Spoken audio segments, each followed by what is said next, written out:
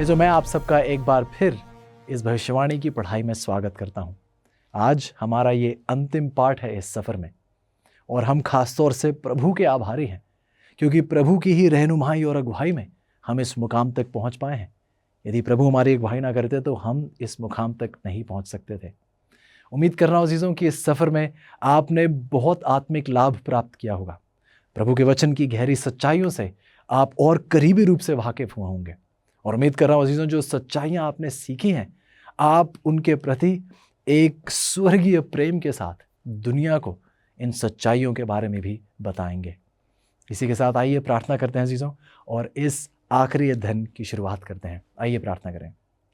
प्यारे परमेश्वर, शुक्रगुजार है प्यारे प्रभु, सारा आदर और सारी महिमा प्रभु केवल आप ही की है। प्रभु आपने ये सभा मुमकिन कराई, प्रभु आपने ये सफ़र हमारे लिए तय किया, और प्रभु आपने हर पड़ाव पर हमारी अगुवाई की है। धन्यवाद ही है प्रभु आपके।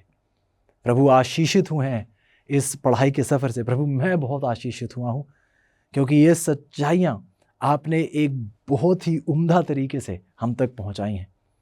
और प्रभु मेरी आपसे यही विनती है कि आप जो कुछ हमने सीखा है, आप इस हर सच्चाई पर हमारे जीवन में हमारा हर कदम इन सच्चाइयों में दृढ़ रूप से रखा जाए।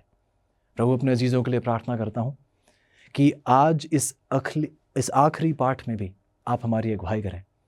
आप इस अहम विषय को हमें गहराई से समझाएं, और आपकी ओर हम वो कदम किस प्रकार ले पाएं, प्रभु उसमें हमारी मदद कीजिएगा। धन्यवाद ही है प्रभु, धन्यवाद ही है, क्योंकि आपने जो वायदे दिए हैं आप उन वायदों को पूरा करने के योग्य हैं। आपका नाम हमेशा से हमेशा तक ऊंचा उठाया जाए। प्रभु एक बार फिर आपके नाम की महिमा हमारे बीच हो।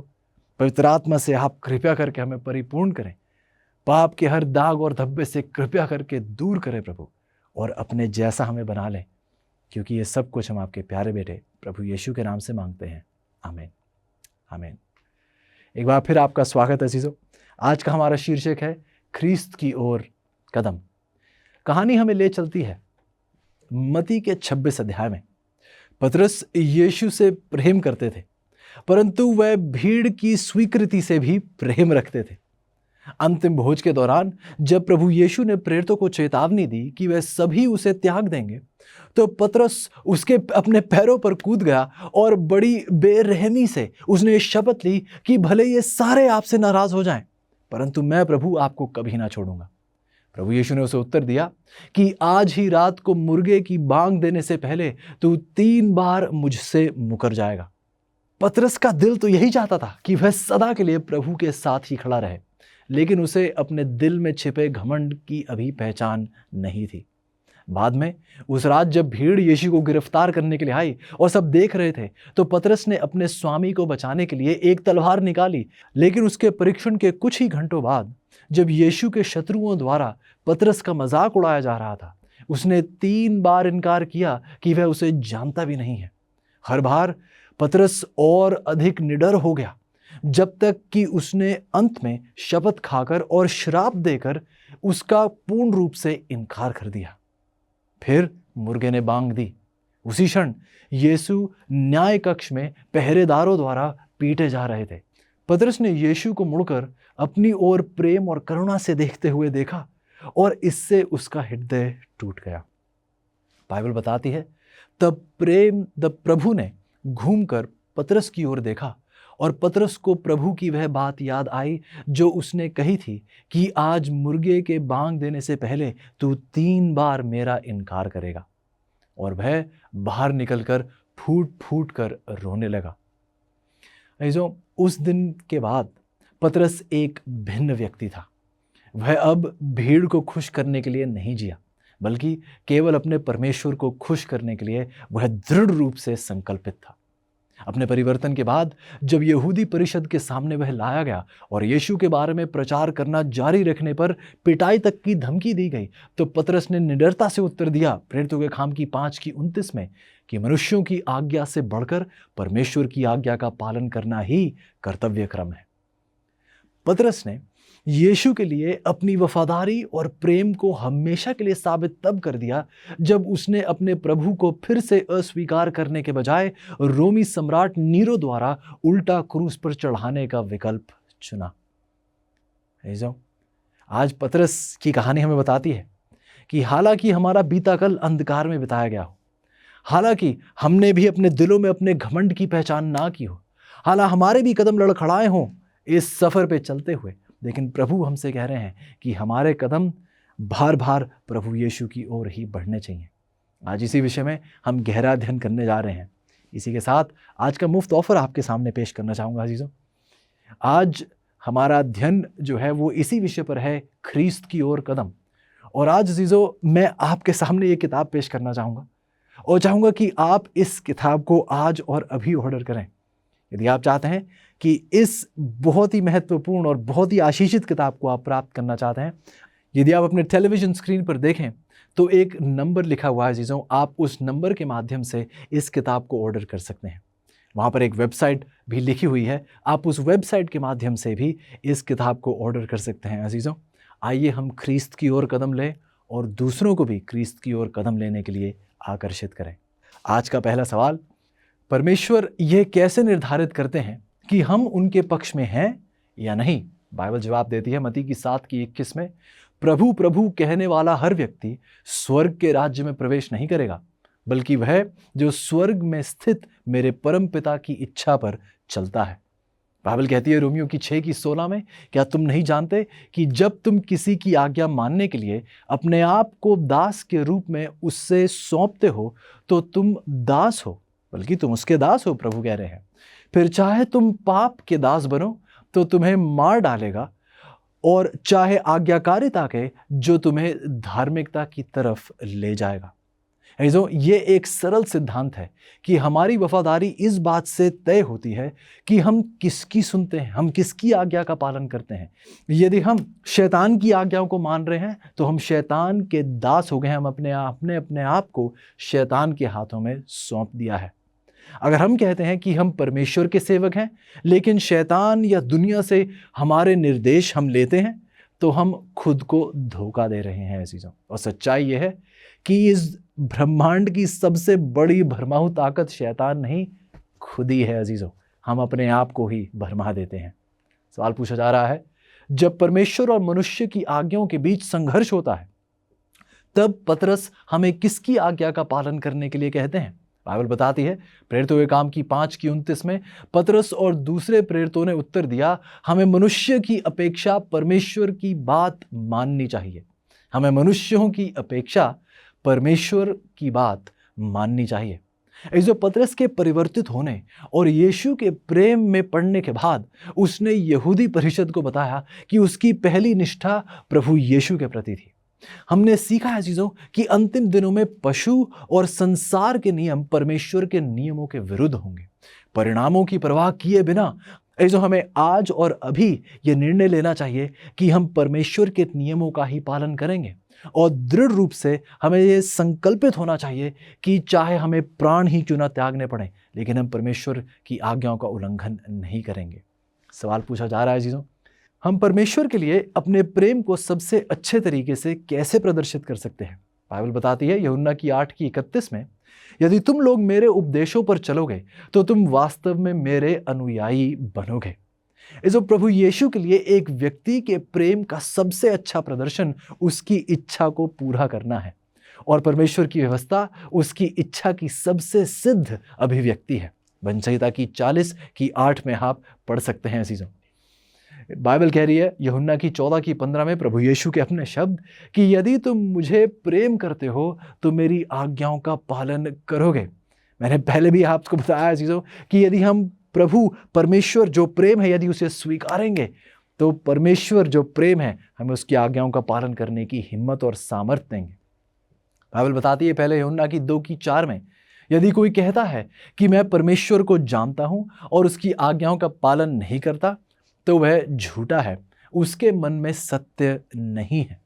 याकूब की 2:10 में बाइबल कहती है, क्योंकि कोई भी यदि समग्र व्यवस्था का पालन करता है और एक बात में चूक जाता है तो वह समूची व्यवस्था के उल्लंघन का दोषी हो जाता है। अजीजों, इसे हम ये नहीं कह सकते कि हम 9 आज्ञाओं का पालन करते हैं, बस केवल एक आज्ञा हमें पसंद नहीं है या हम इसका आज्ञा का पालन नहीं करेंगे। बाइबल बता रही है कि यदि हम एक बात में भी चूक जाएंगे तो वह समूची व्यवस्था के उल्लंघन के दोषी ठहराए जाएंगे। सवाल पूछा जा रहा है, प्रभु यीशु के अनुसार पाखंडी लोग धार्मिक व्यवहार क्यों कर रहे थे?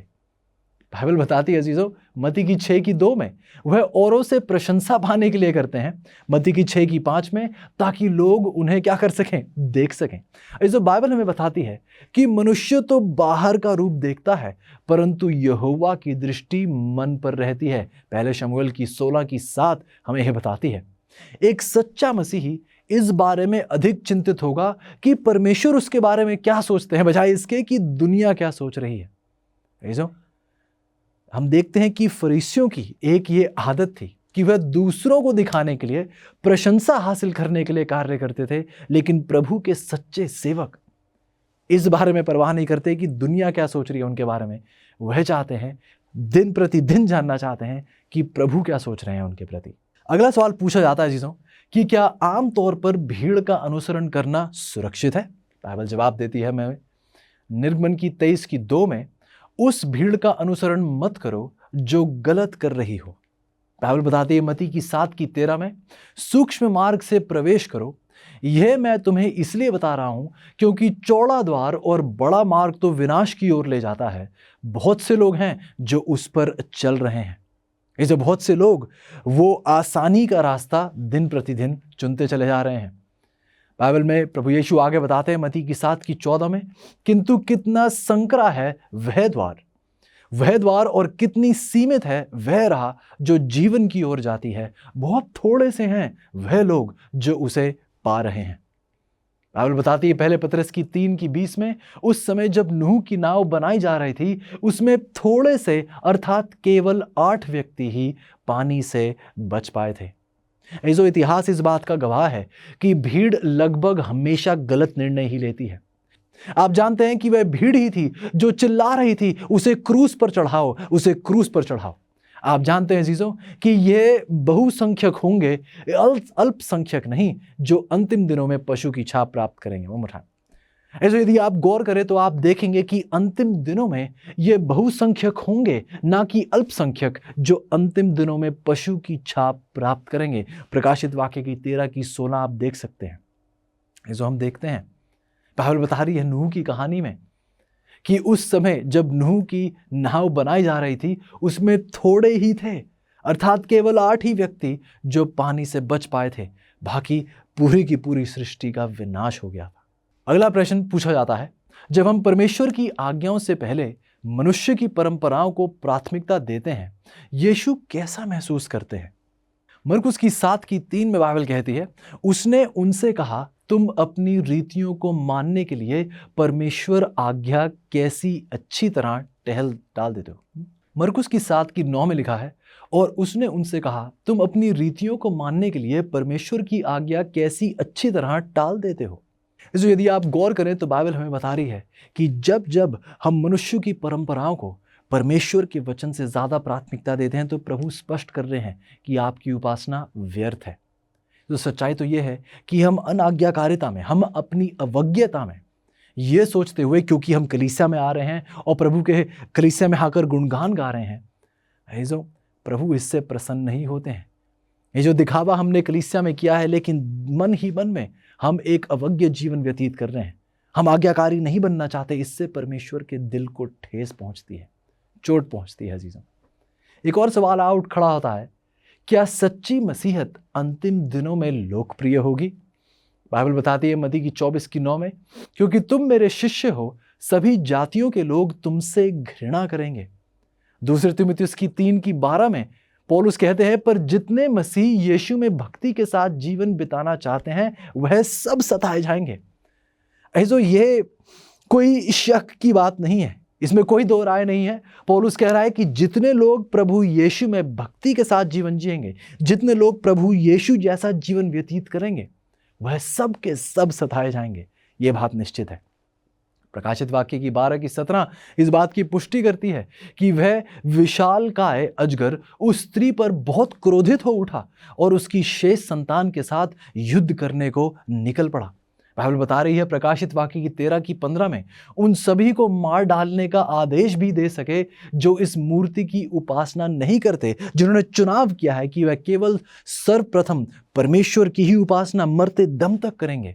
बाइबल बताती है कि शैतान उनका खात्मा करना चाहता है, पूर्ण रूप से खात्मा करना चाहता है।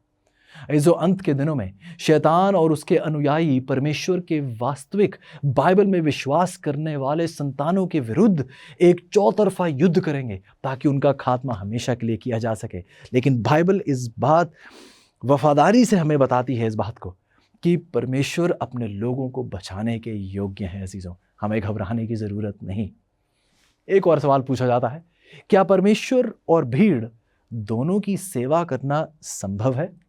बाइबल हमें जवाब देती है मत्ती की 6:24 में, कोई भी एक साथ दो स्वामियों का सेवक नहीं हो सकता, क्योंकि वह एक से घृणा करेगा, दूसरे से प्रेम, या एक के प्रति समर्पित रहेगा और दूसरे का तिरस्कार करेगा। यह नामुमकिन है कि आप दो मालिकों की सेवा कर सकें, कि आप दो नाव में सवारी ले सकें। यह नामुमकिन है।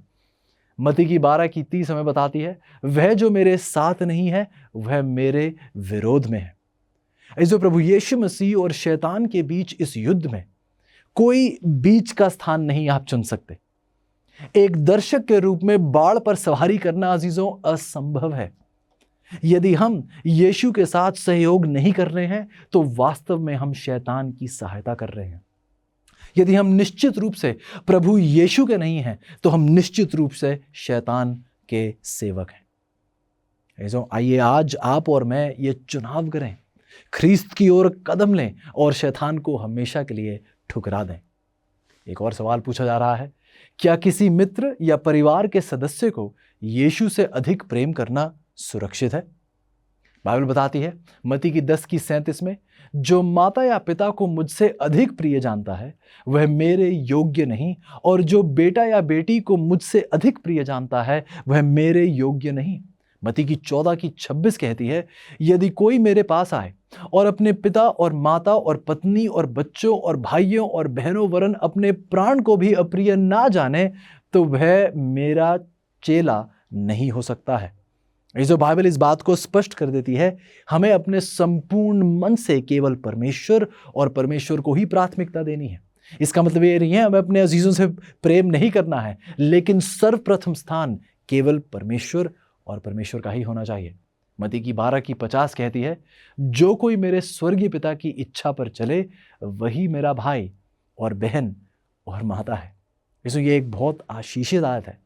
प्रभु आपसे कह रहे हैं कि हालांकि मरियम, जिनका वर्णन बाइबल में किया जाता है, जिन्होंने प्रभु यीशु को जन्म दिया, हालांकि उनके द्वारा प्रभु यीशु का इस पृथ्वी पर जन्म हुआ, लेकिन यदि आपका प्रभु के साथ आज्ञाकारिता के द्वारा एक गहरा संबंध है तो अजीजों आप उस माता से भी करीबी रिश्ते में हैं प्रभु यीशु के साथ। प्रभु यीशु ये सच्चाई हमें समझाने की कोशिश कर रहे हैं कि जो कोई मेरे स्वर्गीय पिता की इच्छा पर चले वही मेरा भाई, मेरी बहन और मेरी माता है।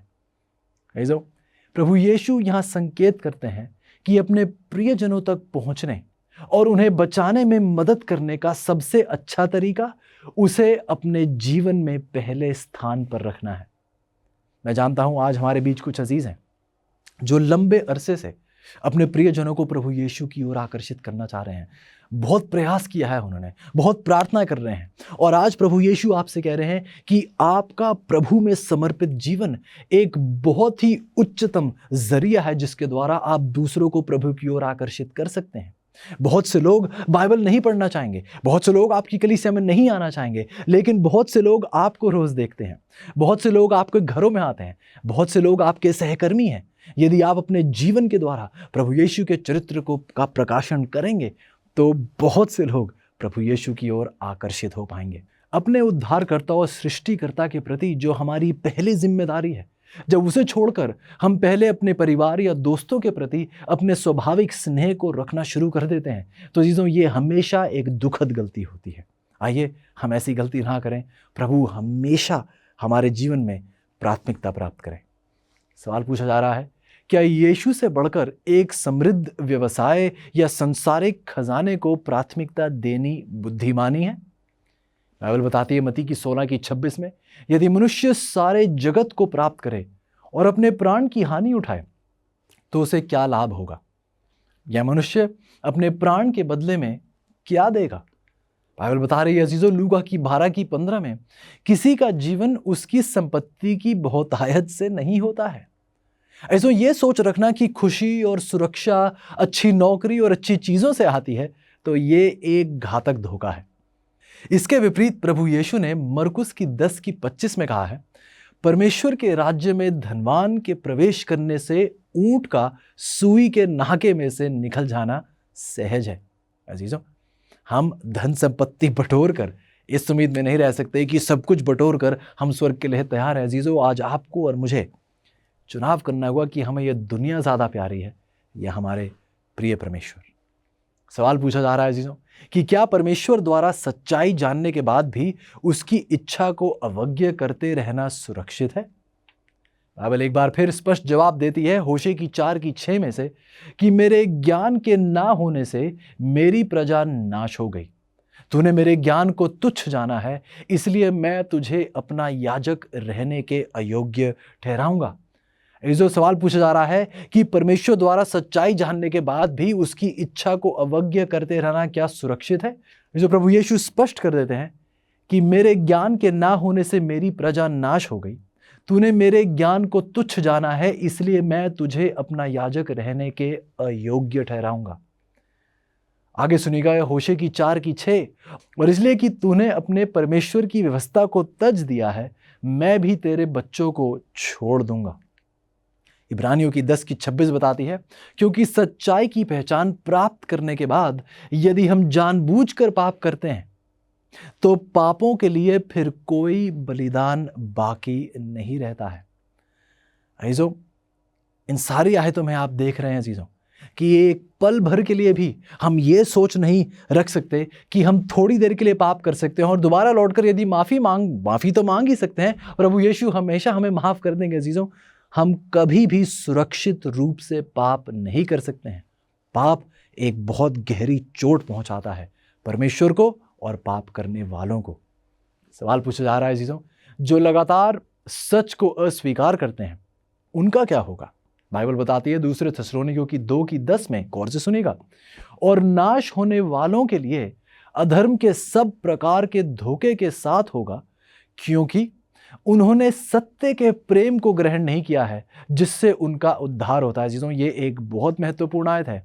एक बार फिर मेरे साथ पढ़िएगा, दूसरे थिस्सलुनीकियों की 2:10, और नाश होने वालों के लिए अधर्म के सब प्रकार के धोखे के साथ होगा, क्योंकि उन्होंने सत्य के प्रेम को ग्रहण नहीं किया जिससे उनका उद्धार होता।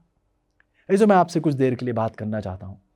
यदि आप इस आयत पर गौर करें तो जो बाइबल ये नहीं कह रही है कि क्योंकि आपके पास सत्य नहीं था इसलिए आपका नाश हो रहा है, बल्कि यदि आप गौर करें तो प्रभु हमसे कह रहे हैं आपने सत्य के प्रेम को ग्रहण नहीं किया है, आप इसलिए आपका उद्धार नहीं होगा। ऐसो बहुत ध्यानपूर्वक सुनिएगा। प्रभु हमें समझाने के प्रयास में है कि हमें सिर्फ ज्ञान नहीं बचाएगा लेकिन एक परिवर्तित जीवन। प्रभु हमें केवल ज्ञानी नहीं, प्रभु हमें मसीही बनाना चाहते हैं। और आज प्रभु आपके दिल पर दस्तक दे रहे हैं। ऐसे वह चाहते हैं कि आप और मैं परमेश्वर से उस सत्य के प्रेम को ग्रहण करें जो सच्चाइयां हमने सीखी हैं। आइए ये सिर्फ एक मानसिक ज्ञान ना बन जाए, आइए आप परमेश्वर से इन सच्चाइयों के प्रति एक घनिष्ठ प्रेम परमेश्वर से प्राप्त कर सकें, ताकि आप प्रभु के लिए, इन सच्चाइयों के लिए अपनी जान तक त्यागने के लिए तैयार हो जाए, लेकिन आप इन सच्चाइयों को नहीं त्यागेंगे। ऐसे आइए, बाइबल कहती है दूसरे थिस्सलुनीकियों की 2:11 और 12 में, क्योंकि ये ऐसा करेंगे इसी कारण परमेश्वर उनमें एक भटका देने वाली सामर्थ्य को भेजेगा ताकि वह झूठ की प्रतीति करें, और जितने लोग सत्य की प्रतीति नहीं करते वरन अधर्म से प्रसन्न होते हैं सब दंड पाएं। ध्यान से सुनिए, क्योंकि इन्होंने सारी जिंदगी झूठ पर विश्वास किया है, अब झूठ की ही प्रतीति ये करते हैं, क्योंकि इन्होंने दिन प्रतिदिन झूठ के साथ समय बिताया है। अब ये झूठ को ही सच मानने लगे हैं, झूठ को ही अजीजों इन्होंने अपने जीवन में एक सत्य बना लिया है। यूहन्ना की 3:19 में बता रही है कि दंड की आज्ञा का कारण यह है कि ज्योति जगत में आई है और मनुष्यों ने अंधकार को ज्योति से अधिक प्रिय जाना, क्योंकि उनके काम बुरे हैं। ये जो पवित्र शास्त्र में सिखाते हैं कि प्रभु यीशु ही सत्य है, प्रभु यीशु ही सत्य है। यूहन्ना की 14:6 इस बात की पुष्टि करती है। ये जो सत्य को किसी भी हद तक स्वीकार या अस्वीकार करना, प्रभु यीशु को स्वीकार या अस्वीकार करना है। क्योंकि अजीजों, सत्य किसी पन्ने पर लिखे शब्द ही नहीं है, सत्य परमेश्वर प्रभु यीशु स्वयं है। तो प्रभु यीशु की सच्चाई को ठुकराना यकीनन प्रभु यीशु को ठुकराना। हमारे टूटे हुए संसार के लिए क्या प्रभु की योजना जानना चाहते हैं? जैसे हम बाइबल की भविष्यवाणी देखते हैं, आप अपनी सबसे बड़ी चुनौतियों के लिए भरोसेमंद हल प्राप्त करना चाहते हैं। प्रोत्साहित करने वाली और प्रकाशन देने वाली amazing facts Bible study guide Bible पर आधारित 27 टॉपिकल लेसन्स प्रदान करती हैं, जिसमें सुंदर ग्राफिक्स और स्पष्ट उत्तर दिए गए हैं, जिसे समझना बहुत ही आसान है।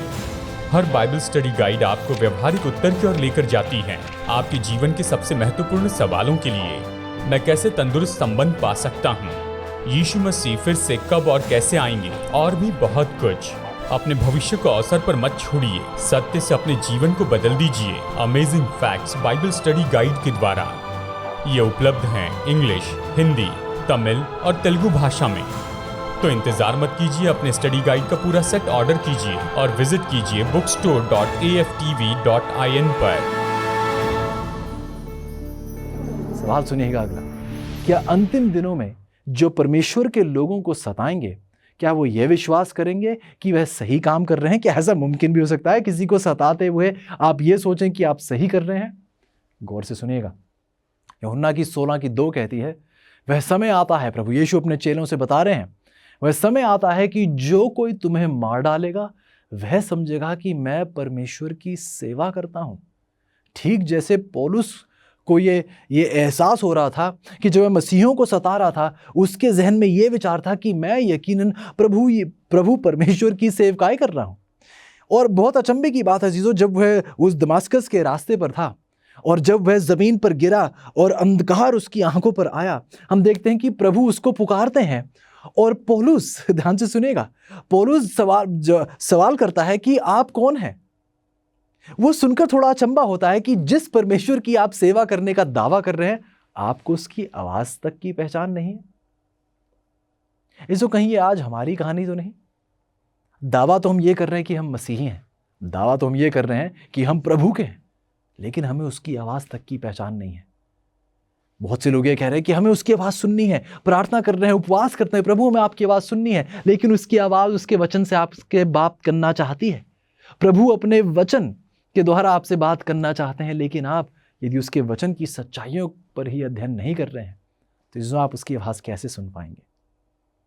आइए हम ऐसे लोग बने जो प्रभु के लिए उसकी सच्चाई पर हमेशा हमेशा तक खड़े रहें। बाइबल आगे बल्कि सवाल पूछा जाता है, पतरस ने उन लोगों का कैसे वर्णन किया जिन्होंने सत्य को जान लिया है लेकिन इसका पालन करने से मना करते हैं? दूसरे पतरस की 2:21 में लिखा है, क्योंकि धर्म के मार्ग को ना जानना ही उनके लिए इससे भला होता कि उसे जानकर उस पवित्र आज्ञा से फिर जाते जो उन्हें सौंपी गई थी। क्या आपने ध्यान से सुना जीजों? क्योंकि धर्म के मार्ग को ना जानना ही उनके लिए इससे भला होता कि उसे जानकर उस पवित्र आज्ञा से फिर जाते जो उन्हें सौंपी गई थी। ऐसो यदि आपको उस सच्चाई का ज्ञान नहीं था तो प्रभु, जिस बात का आपको ज्ञान ही नहीं था, प्रभु उस चीज को आपके बरखिलाफ कैसे रख सकते हैं? लेकिन जानते हुए, सच्चाई जानते हुए, जब हम जानबूझकर प्रभु की सच्चाइयों को ठुकराकर अंधकार का मार्ग चुनते हैं तो जीजों फिर और कौन सा बलिदान हमारे लिए बचा है? दूसरे पतरस की 2:22 कहती है, उनके साथ तो वैसी ही घटी जैसे कि उन सच्ची कहावतों में कहा गया है, कुत्ता अपनी उल्टी के पास ही लौटता है और एक नहलाई हुई सुअरनी कीचड़ में लोट लगाने के लिए फिर लौट जाती है। इस आइए हम इन पशुओं की तरह ना बने। आइए हम गंध की ओर आकर्षित ना हो, आइए हम दुष्टता की ओर आकर्षित ना हो। आइए हम प्रभु यीशु को जाने पहचाने और उन्हें इजाजत दें कि वह पूर्ण रूप से हमारे दिल पर कब्जा करें। अगला सवाल आपके सामने है कि क्या यीशु का अनुसरण करने में कुछ संघर्ष और आत्मत्याग शामिल है? क्या प्रभु यीशु के साथ चलने में हमें कोई संघर्ष या आत्मत्याग का सामना करना पड़ेगा? बाइबल बताती है लूका की 9:23 में, यदि कोई मेरे पीछे आना चाहे तो अपने आप से नकारे और प्रतिदिन अपना क्रूस उठाए हुए मेरे पीछे हो ले। मेरे पीछे हो ले। इसे बाइबल बहुत महत्वपूर्ण सच्चाई हमारे सामने पेश कर रही है। यदि आप प्रभु यीशु के पीछे चलना चाहते हैं तो आपको खुद ही को ठुकराना होगा। खुद ही और प्रभु यीशु एक साथ नहीं चल सकते। बाइबल बताती है याकूब की 4:7 में, इसलिए अपने आप को परमेश्वर के अधीन कर दो, शैतान का विरोध करो, वह तुम्हारे सामने से भाग खड़ा होगा।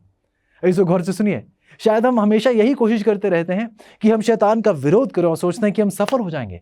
लेकिन इसमें सफलता की कुंजी सिर्फ विरोध से नहीं, सफलता की कुंजी अपने आप को परमेश्वर के अधीन करने से आती है। सफलता की कुंजी अपने आप को पूर्ण रूप से परमेश्वर के चरणों में समर्पित करने से आती है। वो पूर्ण आत्मसमर्पण से जब आप अपने आप को प्रभु यीशु को दे देते हैं, प्रभु यीशु को अपने जीवन में आने का निमंत्रण देते हैं, तब ये विरोध केवल आप ही का नहीं, अब ये प्रभु यीशु का विरोध शैतान के विरुद्ध है, जो प्रभु यीशु आप में होकर शैतान का विरोध करते हैं। ये जब आप ऐसा करेंगे तब तुम्हारे सामने से शैतान भाग खड़ा होगा। अजीजों, सफलता की कुंजी आज आपके हाथों में परमेश्वर दे रहे हैं। सवाल सुनिएगा अगला, क्या यीशु के पीछे चलने के निर्णय को स्थगित या विलंब करना सुरक्षित है? बाइबल बताती है इब्रानियों की 4:7 में, यदि आज तुम उसका शब्द सुनो तो अपने मनों को कठोर ना करो। जीजो, आइए हम पल भर के लिए भी देरी ना करें, अपने दिलों को कठोर ना करें। इब्रानियों की 2:3 कहती है, तो हम कैसे बच पाएंगे? इस उद्धार की पहली घोषणा प्रभु के द्वारा की गई थी और फिर जिन्होंने इसे सुना था उन्होंने हमारे लिए इसकी पुष्टि की। सच्चाइयां बार बार आपके सामने रखी जा रही हैं। इसी सफर में कई सच्चाइयां आपके सामने पेश की हैं जो शायद आपने ना सुनी हो या उन पर गहराई से मनन ना किया हो। जो सच्चाइयां दी जा रही है, आइए हम उन्हें ठुकराए ना, अपने दिलों को कठोर ना करें। बाइबल बता रही है हमें 2 कुरिन्थियों की 6:2 में बहुत महत्वपूर्ण आयत कि अभी वह प्रसन्नता का समय है। देखो, अभी उद्धार का दिन है, थोड़ी देर बाद नहीं, कल परसों नहीं अजीजों, आज और अभी उद्धार का दिन है। परमेश्वर की आवाज सुनने का सबसे अच्छा समय क्या आपको पता है ये कौन सा है? अजीजों, परमेश्वर की आवाज सुनने का सबसे अच्छा समय वह है जब आप उसे सुन रहे हो, और परमेश्वर की इच्छा पूरी करने का सबसे अच्छा समय वह है जब परमेश्वर आपको अपनी इच्छा दिखा रहे हो। जो शैतान का पसंदीदा जाल लोगों को यह सोचने में धोखा देना है कि उनके पास यह निर्णय लेने के लिए बहुत समय है। आपको इच्छा तो दिख गई है, अब चिंता की क्या बात है, अब यह निर्णय आप कभी भी ले सकते हैं। आपको प्रभु की आवाज तो अब सुनाई दे रही है, तो इतनी जल्दी क्या है जवाब देने की? आप जवाब कल भी दे सकते हैं, परसों भी दे सकते हैं, थोड़ी देर और दुनिया का आनंद उठा लें। जो शैतान जानता है कि यदि ध्यान नहीं दिया गया तो परमेश्वर की पवित्र आत्मा की आवाज समय के साथ शांत हो जाएगी, क्योंकि आप बार बार उसे ठुकराते चले आ रहे हैं। सच्चाई तो यह चीजों कि अनगिनत लाखों लोग खो जाएंगे जो भविष्य में किसी दिन यीशु का अनुसरण करने की ईमानदारी से योजनाएं बना रहे थे, लेकिन वो किसी दिन कभी भी नहीं आया। आइए, ये हमारी कहानी बिल्कुल ना हो अजीजों, ये मेरी आपसे विनती है। सवाल और पूछा जा रहा है कि सच्चाई को स्वीकारने से और उसका पालन करने से क्या लाभ होता है? बाइबल बताती है भजन संहिता की 119 की 165 में कि प्रभु आपकी व्यवस्था से प्रीति रखने वालों को बड़ी शांति होती है और उनको कुछ ठोकर नहीं लगती। ऐसा परमेश्वर में बता रहे हैं कि जो परमेश्वर की व्यवस्था से प्रीति रखते हैं उन्हें बड़ी शांति प्राप्त होती है, उनको ठोकर नहीं लगती। क्यों? क्योंकि वो परमेश्वर के साथ चल रहे हैं और परमेश्वर उन्हें ठोकर खाने से बचाते हैं। ये उनका वायदा है। यहूदा की 24 यदि आप पढ़ें तो ये परमेश्वर का वायदा है कि मैं आपको ठोकर खाने से बचाने के योग्य हूं। यूहन्ना की 8 की 32 में लिखा है चीजों, और सत्य को जानोगे और सत्य तुम्हें स्वतंत्र करेगा। शायद आप सोच रहे हो मैं गुलाम नहीं हूं, लेकिन हम पहले ही पढ़ चुके हैं चीजों, जिसकी आज्ञा का पालन हम करते हैं हम उसी के सेवक, उसी के दास बन जाते हैं। यदि हम शैतान की आज्ञाओं का पालन कर रहे हैं तो आज हम शैतान के दास हैं और प्रभु यीशु कह रहे हैं कि सत्य तुम्हें स्वतंत्र करेगा। आइए हम उस स्वतंत्रता को स्वीकारें। जो पहले पत्रस की 1:22 कह रही है, अब देखो जब तुमने सत्य का पालन करते हुए पवित्र आत्मा के माध्यम से अपनी आत्मा को पवित्र कर लिया है। ऐसो गौर कीजिएगा, जो लोग सत्य को ग्रहण करते हैं और उसका पालन करते हैं, उनके दिलों और जीवन में अपार शांति, सुरक्षा और स्वतंत्रता प्रवेश करती है। क्यों? क्योंकि ये सब कुछ परमेश्वर की पवित्र आत्मा के माध्यम से होता है। इसे हम पहले ही पढ़ चुके हैं कि हमें उस पवित्र आत्मा के वरदान की जरूरत है। पवित्र आत्मा का वरदान हमें एक ऐसी सामर्थ, एक ऐसी हौसला अफजाई और एक ऐसा साहस देता है कि हम दुनिया का सामना कर सकते हैं, फिर चाहे कितना भी सताव आए और चाहे हम अपनी जान, चाहे हमारी जान पर भी क्यों ना बनाए, फिर भी हम परमेश्वर की महिमा करने के योग्य बन सकते हैं, क्योंकि हम पवित्र आत्मा के दिखाए हुए नक्शे कदमों पर चलते हैं। आइए अगला सवाल हमारे सामने रखा जाता है कि प्रभु यीशु ने 3 बार पतरस से क्या सवाल पूछा था। आइए पढ़ते हैं यूहन्ना की 21:17 में। उसने तीसरी बार उससे कहा, हे शमौन यूहन्ना के पुत्र, क्या तू मुझसे प्रीति रखता है? क्या तू मुझसे प्रीति रखता है? ऐसो गौर कीजिएगा, कभी आपने ये आयत पढ़ते हुए अपने आप से सवाल पूछा है कि प्रभु यीशु ने एक ही सवाल उससे 3 बार क्यों पूछा? और 3 ही बार क्यों? 4 बार क्यों नहीं या 5 बार क्यों नहीं? गौर कीजिएगा, उस आंगन में जब पतरस ने प्रभु यीशु को 3 बार ठुकराया था, 3 बार उससे सवाल पूछा गया, आप उसी के साथ थे, राइट? आप प्रभु यीशु के साथ ही हैं। और 3 बार पतरस ने खुले में प्रभु यीशु को ठुकरा दिया था। तो जब प्रभु यीशु के द्वारा पवित्र आत्मा के माध्यम से पतरस परिवर्तित हुआ, तो प्रभु यीशु ने एक बार फिर खुले में दूसरों के सामने उससे 3 और सवाल पूछे। उसने प्रभु यीशु को 3 बार ठुकराया था, प्रभु यीशु उसे 3 बार और मौका दे रहे थे कि आप मुझे स्वीकारेंगे या मुझे ठुकराएंगे। उसने खुले में प्रभु यीशु को ठुकरा दिया था और अब खुले में प्रभु एक और मौका दे रहे थे कि आप मुझे अपनाएंगे या एक बार फिर दुनिया के सामने मुझे ठुकरा देंगे। ऐसो जब प्रभु यीशु की इच्छा के प्रति पूर्ण समर्पण की बात आती है, तो केवल एक सबसे महत्वपूर्ण प्रश्न उठता है, और वह यह है कि क्या आप परमेश्वर से प्रेम करते हैं? जी हाँ अजीजों, मैं आपसे बात कर रहा हूँ। शायद आप इस सफ़र में अक्सर लड़खड़ाए होंगे।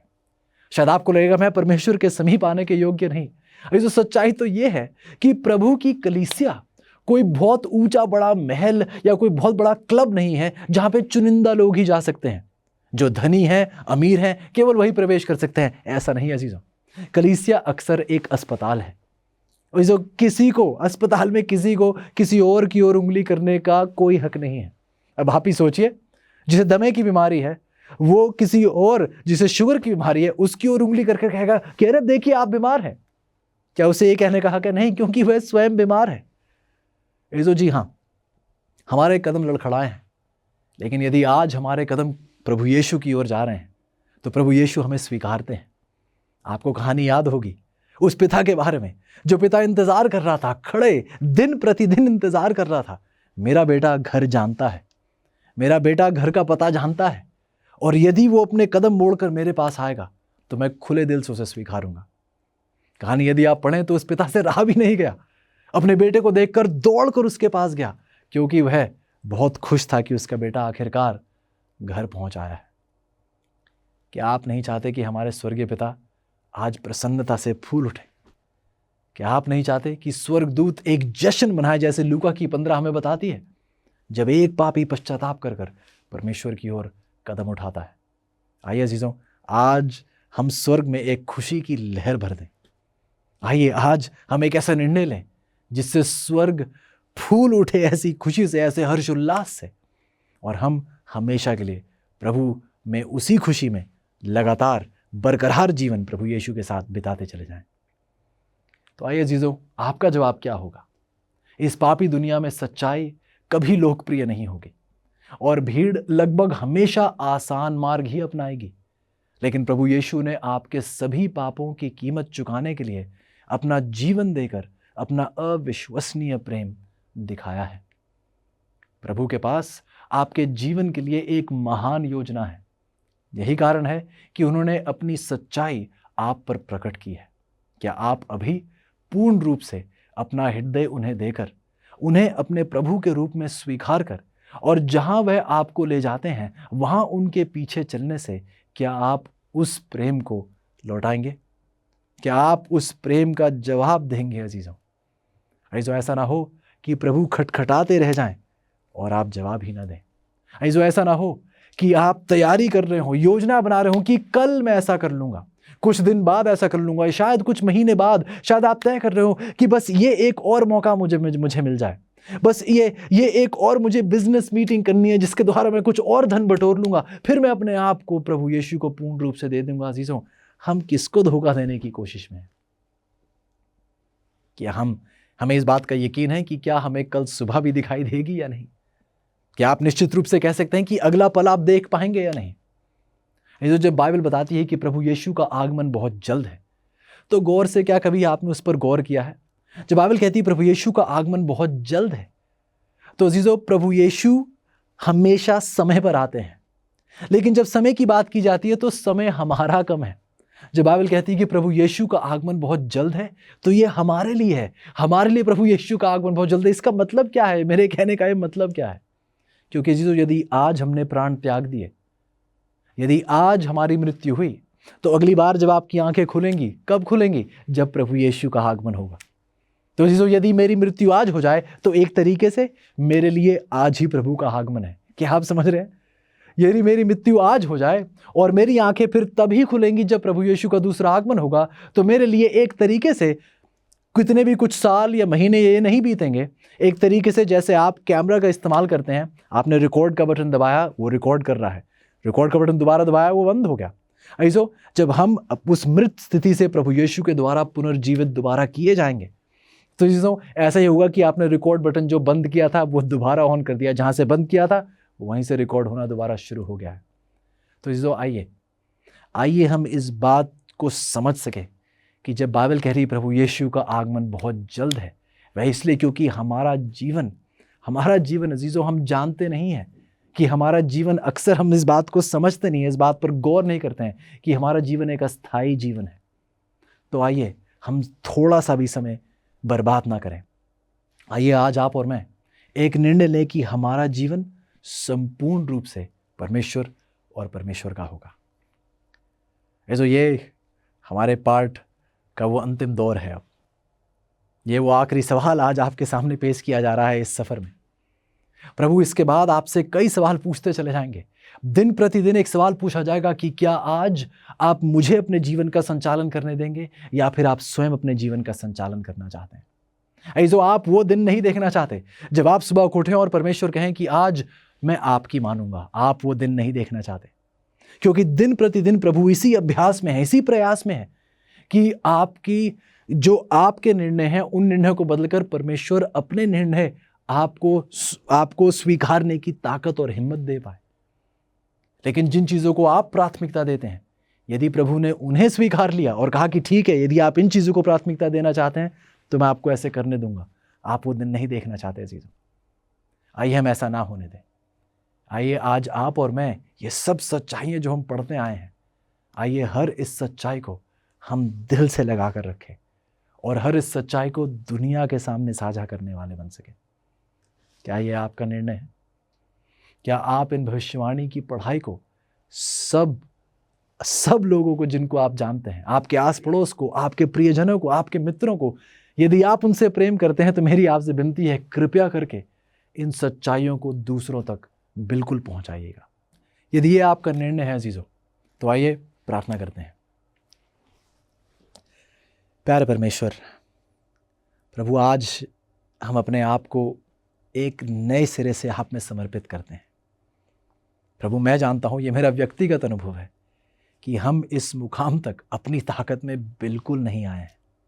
आपके आभारी हैं प्रभु कि आपने दिन प्रतिदिन हमारी अगुवाई की है। हर पड़ाव पर प्रभु आपकी मौजूदगी रही है और हम आपके आभारी हैं। प्यारे प्रभु, शुक्रगुजार हैं इस सफ़र के लिए। धन्यवादी हूँ प्रभु इन प्रियजनों के लिए जिन्होंने बार बार मेहनती प्रयास किया है, एक चाहत प्रकट की है कि आपकी सच्चाइयों को और भी गहरे रूप से जाने। प्रभु, मेरी ये दिली विनती है कि मेरे हर इन अजीज़ को आप अपने आगमन के लिए तैयार करें। मेरे हर इन अजीज़ को जो सच्चाई आपने इन्हें प्रदान की है, इस सच्चाई को ये दृढ़ रूप से अपने दिल में रहने की जगह दें। प्रभु, विनती है कि आप अपने लोगों को कृपया करके अपने आगमन के लिए तैयार करें। प्रभु, हमें तैयार कीजिए प्रभु, समय बहुत कम है ताकि हम और बहुतों को तैयार कर सकें, क्योंकि हम जानते हैं कि आपका आगमन अब बहुत जल्द है। प्रभु, हमने बहुत कुछ सीखा है, लेकिन प्रभु हम जानते हैं यह सब व्यर्थ है यदि हमने इसको अपने जीवन में अमल नहीं किया। तो प्रभु, विनती है जैसा आज हमने पढ़ा कि हमें ये सच्चाई, ये सत्य का प्रेम कृपया करके हमें दें, ताकि प्रभु हम सिर्फ ज्ञान ही ना रखें इन बातों का, बल्कि इन सच्चाइयों से हम गहरा प्रेम भी रखें। धन्यवादी हैं प्रभु, धन्यवादी हैं क्योंकि आपने हमारा साथ नहीं छोड़ा है, और विनती है प्रभु कि आगे आने वाले दिनों में भी आप हमारा साथ मत छोड़िएगा। विनती है प्रभु कि दिन प्रतिदिन हम आप में बढ़ते चले जाएं, जब आप हम में बढ़ते चले जाएं प्रभु, खुद ही घटती चली जाए और हमेशा के लिए ख़त्म हो जाए, और प्रभु केवल आप और आप हम में हमेशा का जीवन व्यतीत करें। ये सब कुछ प्रभु हम विश्वास, धन्यवादी और हर्ष उल्लास के साथ प्रभु यीशु के नाम से मांगते हैं, आमीन।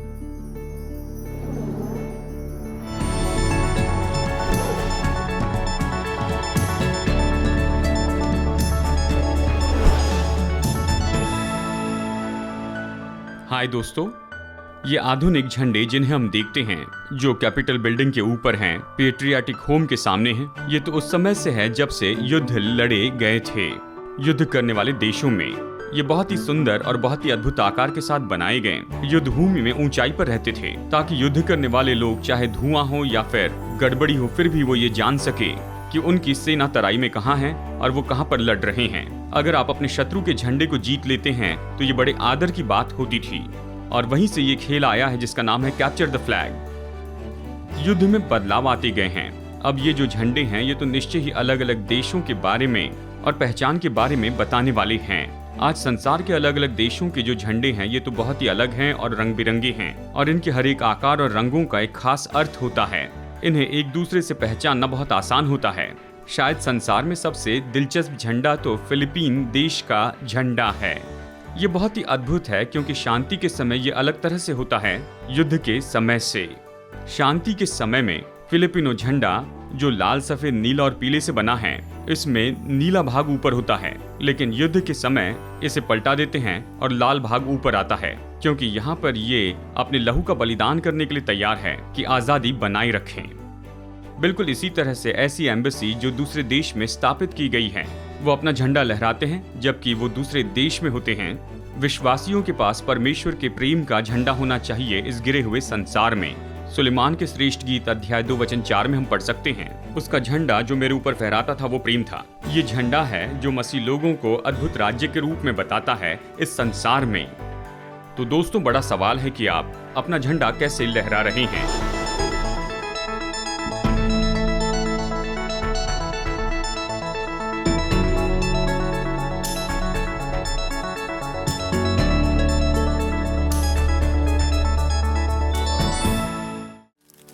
सुंदर होते हैं, और क्या यह आश्चर्यजनक नहीं है कि पेड़ बनाने के लिए आवश्यक सब कुछ एक छोटे से बीज के अंदर पाया जा सकता है।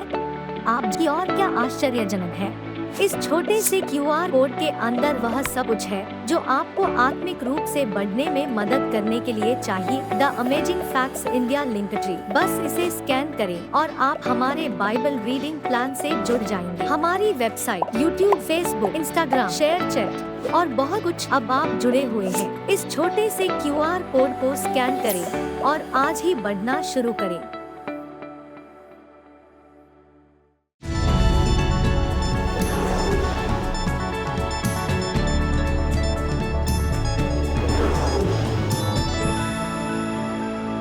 अक्सर कई मौकों पर वैज्ञानिकों ने ये बताया है कि मनुष्य और जानवर भी जब निरंतर अंधकार में रहते हैं तो वो निराशा में चले जाते हैं। आर्कटिक प्रांत में सर्दियों के समय में इसे अक्सर देखा जा सकता है।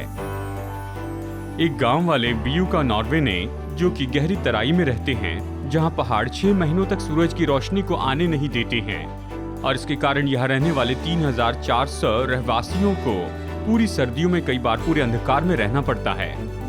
और फिर यहाँ के अगवे को एक बहुत अच्छा विचार आया कि अंधकार के समय में अपने गांव में वो रोशनी पाए। अक्टूबर 2013 के समय इन्होंने 3 ऐसे बड़े महाकाय 550 स्क्वायर फीट के बड़े आईने लगाए आसपास के पहाड़ों में, जो उनके तंबू से कुछ हजारों फीट ऊंचे थे। कंप्यूटर कंट्रोल से सोलर पावर मिरर चलाए जाते, सर्दियों में सूरज की रोशनी को ढूंढते और वहां से सूरज की बड़ी रोशनी नीचे गांव पर भेजते हैं और इनके जीवन में रोशनी आती है।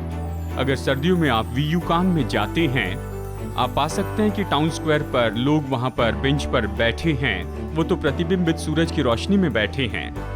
पहाड़ के ऊपर जैसे बड़े आईने हैं। बाइबल कहती है जगत की ज्योति यीशु की ज्योति को हमें प्रतिबिंबित करते चले जाना है। मत्ती 5:14 ये कहता है, तुम जगत की ज्योति हो। पहाड़ पर बसा हुआ नगर कभी छिप नहीं सकता। और न हम दीवट जलाकर टोकरी के नीचे रखते हैं, लेकिन दीवट पर रखते हैं ताकि पूरे घर में रोशनी हो सके। वैसे तुम्हारी ज्योति मनुष्यों के सामने चमके और वो तुम्हारे भले कामों को देखे और तुम्हारे स्वर्गीय पिता की महिमा करे। तो दोस्तों, आज यीशु को प्रदर्शित करने के द्वारा दूसरे लोगों के जीवन में रोशनी लाइए।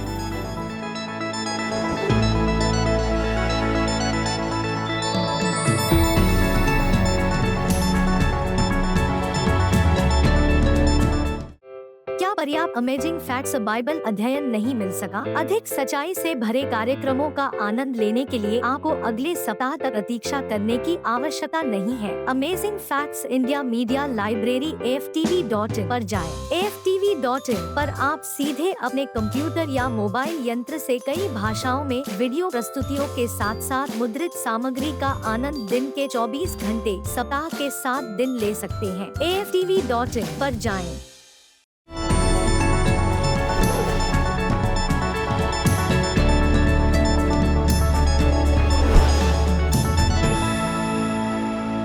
आज के स्मार्टफोन में ये पूरी संसार की जानकारी है जो आपके हाथ की हथेली में आ जाती है और हमारे अंगूठे से हम काम करते हैं।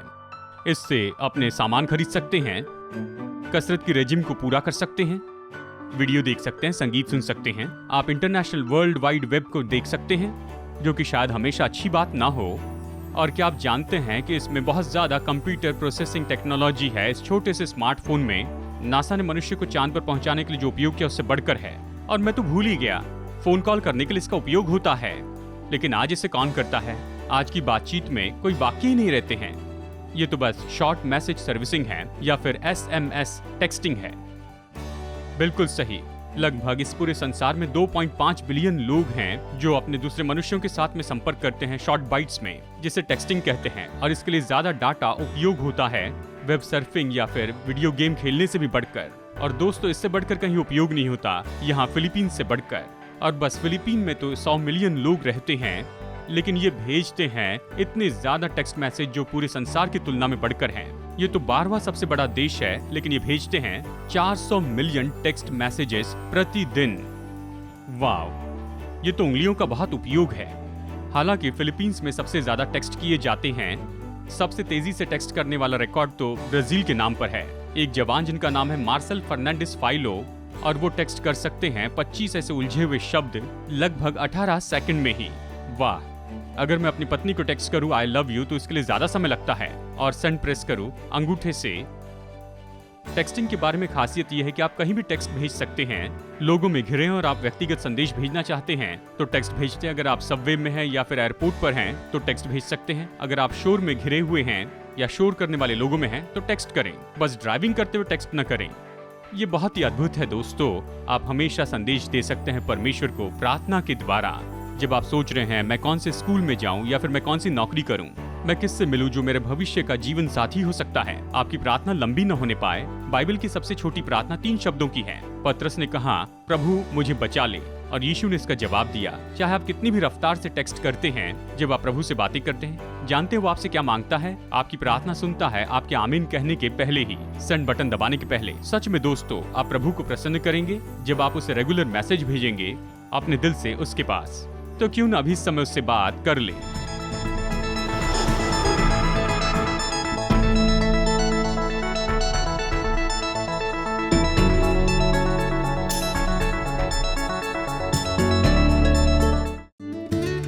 क्या आपके बच्चों को मज़ा करना पसंद है? मुझे तो है।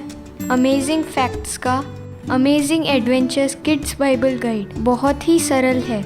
इसमें मेरे लिए बाइबल के बहुत से लेसन्स बहुत दिलचस्प बनाए हैं। ये तो बहुत ही अलग अलग रंग के हैं और इसी के साथ इसमें बहुत से पजल्स हैं, बहुत से क्विज भी हैं जिससे पढ़ने में मज़ा आता है, जैसे दानव को मारना, जान बचाने वाला जहाज़, समुंदर की यात्रा, कब्रिस्तान में सीटी बजाना।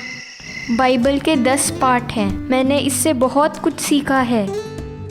इससे मैंने साहस के बारे में बहुत कुछ सीखा है। मैंने इससे बहुत कुछ सीखा है। इससे ये केवल इंग्लिश में उपलब्ध है। आज ही अपने बच्चों के लिए अमेजिंग फैक्ट्स का ये पूरा सेट मंगाइए। हमसे संपर्क कीजिए।